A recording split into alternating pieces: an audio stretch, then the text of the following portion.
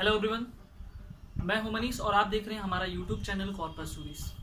आज के इस वीडियो में जो हम डिस्कस करने वाले हैं सुप्रीम कोर्ट के बारे में, उच्चतम न्यायालय के बारे में, जो इंडियन कॉन्स्टिट्यूशन के आर्टिकल 124 से लेकर के 147 तक दिया हुआ है। इसका हम सबसे पहले देखेंगे क्या बैकग्राउंड है, किस तरह से जो है किस बेसिस पर सुप्रीम कोर्ट को यानी उच्चतम न्यायालय को या न्यायपालिका को जो है अन्य चीजों से, कार्यपालिका से, विधायिका से अलग रखा गया। अगर बात करें सर्वप्रथम की तो 1748 में मॉन्टेस्क्यू ने जो है अपनी बुक स्पिरिट ऑफ लॉ में जो है लिखा था कि कार्यपालिका को विधायिका से, विधायिका को न्यायपालिका से, न्यायपालिका को कार्यपालिका से, यानी कि आपस में इन लोगों को अलग रहना चाहिए। किसी एक बॉडी को किसी दूसरे बॉडी के कार्यों में हस्तक्षेप नहीं करना चाहिए। ठीक है, यही कॉन्सेप्ट जो है आगे चल करके मॉन्टेस्क्यू का पृथक्करणिता का सिद्धांत कहलाया, डॉक्ट्रिन ऑफ सेपरेशन कहलाया मॉन्टेस्क्यू का। तो इसी कॉन्सेप्ट पे जो है न्यायपालिका को अलग किया गया। तो आज के इस वीडियो में जो हम केवल जो है जुडिशरी के अंतर्गत सुप्रीम कोर्ट के बारे में डिस्कस करने वाले हैं। चूंकि सुप्रीम कोर्ट के बारे में हम देख रहे हैं तो एक चीज इसका ये भी जानना पड़ेगा कि फेडरल जो कंट्री है उसमें अमेरिका और इंडिया दोनों आते हैं, यानी अमेरिका भी एक फेडरल कंट्री है और इंडिया भी। इसी के कॉन्सेप्ट पे जो है इंडिया भी फेडरल कंट्री है। लेकिन अगर बात करें अमेरिका में तो अमेरिका में दो तरह का न्याय क्षेत्र है, एक यूनियन लेवल पे और एक स्टेट लेवल पे। यानी कि यहाँ पे संघीय न्याय क्षेत्र है और राज्य न्याय क्षेत्र, यानी कि संघ के मामले को संघ न्याय क्षेत्र के थ्रू और राज्य के डिस्प्यूट को राज्य न्याय क्षेत्र में इसको अलग किया जाता था। लेकिन हमारे यहाँ अगर बात करें तो संघीय होते हुए भी एकीकृत कानून व्यवस्था है, एकल कानून व्यवस्था है, एकीकृत न्यायपालिका है। ठीक है, और ये चीजें जो है भारत शासन अधिनियम 1935 से ही ये ले लिया गया था। और अगर हम बात करें तो उच्चतम न्यायालय यानी कि एकीकृत न्यायपालिका यानी कि ये जो है उच्चतम न्यायालय है। ठीक है, उच्चतम न्यायालय का गठन जो है 28 जनवरी 1950 को हुआ। सबसे बड़ी बॉडी अगर हम बात करें न्यायपालिका में तो उसे उच्चतम न्यायालय को दिया माना गया। ठीक है, जिस तरह से कोई भी डिस्प्यूट इससे पहले, इसके गठन से पहले होता तो फाइनली डिस्प्यूट का जो चीजें थी वो प्रिवी काउंसिल के द्वारा दिया जाता था, तो वो भी अब ये उच्चतम न्यायालय जो है प्रिवी काउंसिल का जगह ले लिया। यानी कि फाइनली अपीलेट जुरिडिक्शन जो है वो उच्चतम न्यायालय तक होगा और उच्चतम न्यायालय के द्वारा दिया गया निर्णय सभी पर बाध्यकारी होगा, चाहे उसके अधीनस्थ जितने भी न्यायपालिका आते हों, जितने भी न्यायालय आते हों, उन सब पे जो है वो क्या होगा, ऐसे डिसीजन जो है बाध्यकारी माने जाएंगे। न्यायपालिका उच्चतम न्यायालय यानी कि सुप्रीम कोर्ट सबसे ऊपर है। उसके बाद उच्च न्यायालय हाई कोर्ट जो आर्टिकल 214 से लेकर के 237 तक दिया गया है। उसके बाद इसके अंदर जिला न्यायालय और अधीनस्थ न्यायालय आते हैं। तो आज के इस वीडियो में केवल और केवल जो हम डिस्कस करेंगे उच्चतम न्यायालय के बारे में, सुप्रीम कोर्ट के बारे में। तो सुप्रीम कोर्ट का क्या गठन है, ये सारी चीजें जो हम आज के इस वीडियो में देखेंगे और ये भी जानने की कोशिश करेंगे कि किस तरह से जो इनकी नियुक्ति होती है, किस तरह से क्या होता है। ये सारी चीजें जो है खासकर जो इनकी नियुक्ति है वो सबसे बड़ा डिस्प्यूट का जो है चीजें बना हुआ है। चाहे अगर आप बात करें पहले और आज के क्षेत्र में, दोनों में जो है डिस्प्यूट का जो है ये क्रिएशन यहाँ पे अभी तक बना हुआ है। ठीक है, तो एक हम बात करें इसके गठन की। ठीक है, तो गठन की बात करें तो सबसे पहले जो है ये अभी 2009 में संशोधन, ठीक है, भारतीय न्यायाधीश संशोधन अधिनियम के अंतर्गत जो है फरवरी 2009 में जो है संशोधन करके 30+1 का जो है कैलकुलेशन दिया गया, जिसमें टोटल न्यायाधीशों की संख्या 31 कर दी गई, यानी कि 31 टोटल न्यायाधीशों की संख्या कर दी गई। और इसमें जो है 31 न्यायाधीश में 30 जो है अदर जजेस होंगे और एक जो है चीफ जस्टिस ऑफ इंडिया, मुख्य न्यायाधीश जो भारत का होगा। ठीक है, उसके बाद जो इसमें बहुत सारे तमाम संशोधन किए गए थे इसके पहले, लेकिन हमारे लिए इम्पोर्टेंट यही है कि गठन की बात करें तो गठन में जो है ये 30+1 का आंकड़ा होगा। कैलकुलेशन में 30 जो अदर जजेस होंगे और एक जो है CJI chief justice of India होगा। ठीक है, अब हम दूसरा पॉइंट बात करते हैं इसकी नियुक्ति की। ठीक है, नियुक्ति की बात करें तो नियुक्ति में बहुत सारे जो है डिस्प्यूट हैं यहाँ पे, लेकिन फिर भी जो है ये चीजें हम कह सकते हैं। तो नियुक्ति की हम देख लेते हैं। नियुक्ति में उच्चतम न्यायाधीशों की नियुक्ति जो है राष्ट्रपति करता है। ये तो सबको पता है कि जो भी उच्चतम न्यायालय का न्यायाधीश होगा, ठीक है, उसकी नियुक्ति जो है राष्ट्रपति करता है। यानी कि सुप्रीम कोर्ट का जो जज होगा उसकी नियुक्ति जो है प्रेसिडेंट करेगा, ठीक है, यानी कि राष्ट्रपति करेगा। लेकिन उसमें जो है मुख्य न्यायाधीश CJI की, चीफ जस्टिस ऑफ इंडिया की परमिशन रहेगी, ठीक है। में जो है जब कभी भी मुख्य न्यायाधीश की नियुक्ति जो है राष्ट्रपति के द्वारा होता था, लेकिन अन्य न्यायाधीश और उच्च न्यायालय के न्यायाधीशों की सलाह पर किया जाता था। वहीं बात रही अगर अन्य न्यायाधीश की, उनकी नियुक्ति जो है राष्ट्रपति के द्वारा किया जाता था, लेकिन मुख्य न्यायाधीश के सलाह पर। तो यहाँ पे सलाह, कंसल्टेशन और परामर्श से लेकर के आगे चल करके डिस्प्यूट हो गया। सबसे पहला मामला जो है नियुक्ति का, न्यायाधीश नियुक्ति का मामला जो है वो 1982 में आया सामने। वो था कि इसमें सुप्रीम कोर्ट ने कहा कि परामर्श का अर्थ ये है सहमति नहीं है, बल्कि विचारों का आदान प्रदान है, ठीक है। लेकिन फिर 1993 में ये चीजें जो है पलट दी गई और यहाँ पर कह दिया गया कि यहाँ पे सहमति, जो परामर्श है उसका मतलब होता है कंसेंट, सहमति प्रकट करना, और ऐसे में जो है ऐसा सलाह राष्ट्रपति मानने के लिए बाध्य होगा। लेकिन फिर थर्ड जो न्यायाधीश का मामला था 1998 में आया। इसमें जो है ये कहा गया कि परामर्श जो होगा वो बहुसंख्यक न्यायाधीशों की विचार प्रक्रिया के तहत माना जाएगा। यानी कि कई ज्यादा से ज्यादा जो है न्यायाधीश के जो विचार प्रक्रिया होगी उसके बाद जो निकल के आएगा, उस हिसाब से जो है ये चीजें जो है उसका जो जजेस की अपॉइंटमेंट की बात है, नियुक्ति की बात है, उसके हिसाब से देखा जाएगा।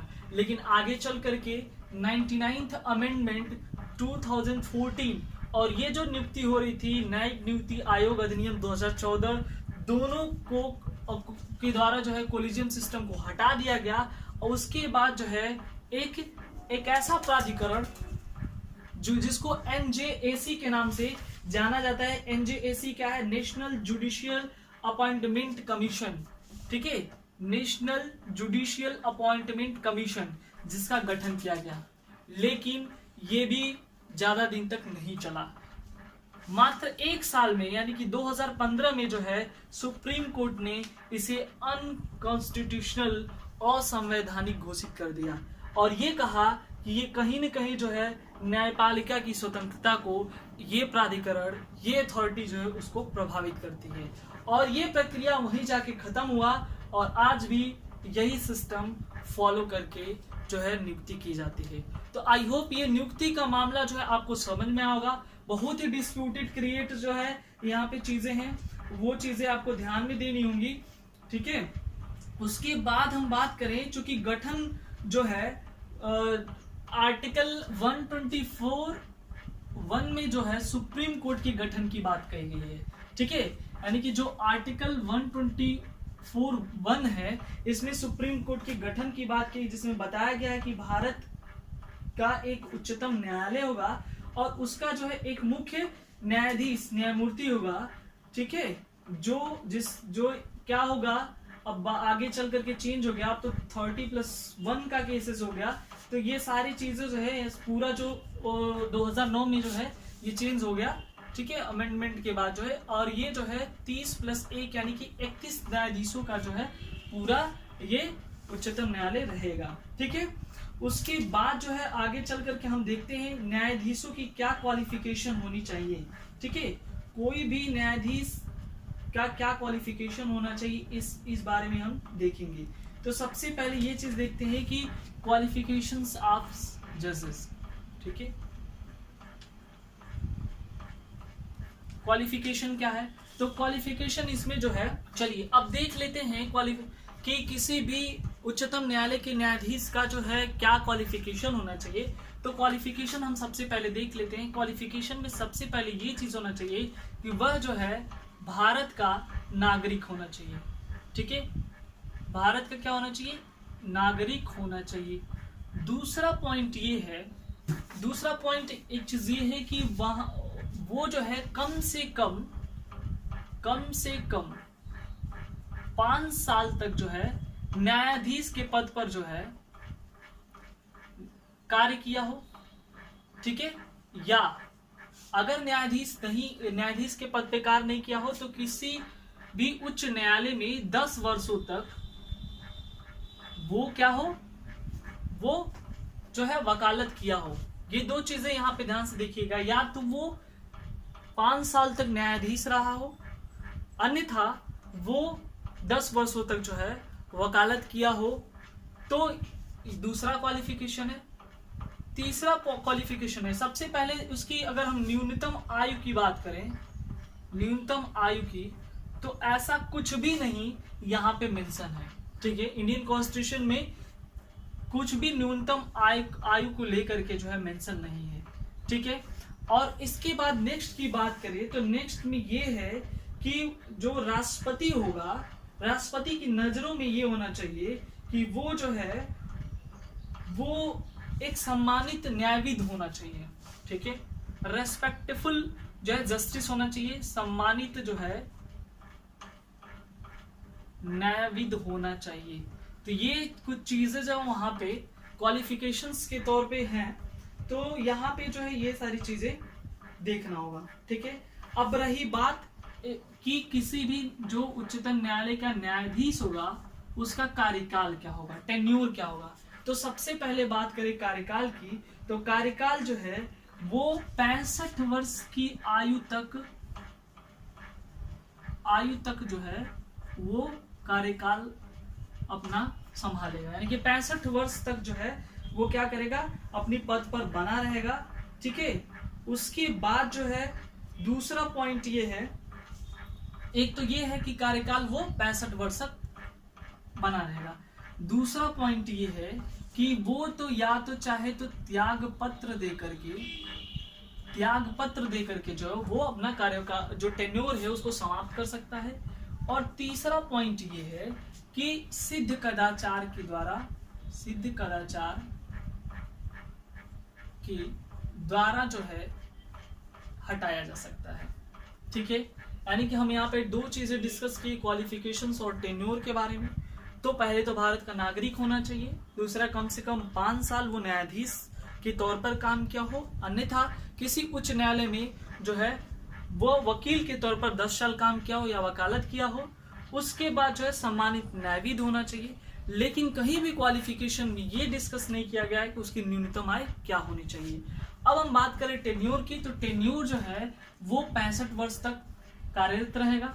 और दूसरा पॉइंट ये कि अगर वो टेन्योर समाप्त करना चाहता है तो एक तरीका ये है कि वो अपना त्याग पत्र दे करके टेन्योर को, कार्यकाल को समाप्त कर सकता है। और तीसरा पॉइंट ये है कि सिद्ध कदाचार के द्वारा जो है उसे हटाया जा सकता है, संसद के सदन में ये चीज होगा। और राष्ट्रपति जो है, राष्ट्रपति के पास ये शक्ति है कि इनको जो है सिद्ध कदाचार सिद्ध होने के बाद जो है इनको इनके पद से हटाया जाएगा, ठीक है।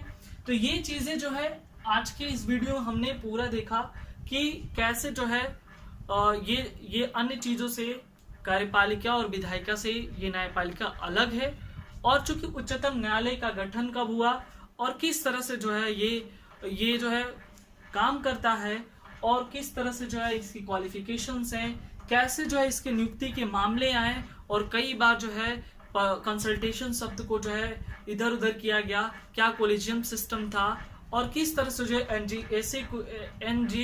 एनजेएसी को जो है इसको डिमोलिश करके अनकॉन्स्टिट्यूशनल कर दिया गया और फिर से वही कोलिजियम सिस्टम को लागू किया गया। तो आई होप ये चीजें आपको समझ में होगा। अगले नेक्स्ट वीडियो में जो हम डिस्कस करेंगे कि किस तरह से जो है सिद्ध कदाचार जो है लगा करके, ठीक है, किसी न्यायाधीश को उसके पद से हटाया जा सकता है, जिसे आर्टिकल 124 के क्लास 4 और 5 में इस बात का जिक्र किया हुआ है। तो थैंक यू वेरी मच।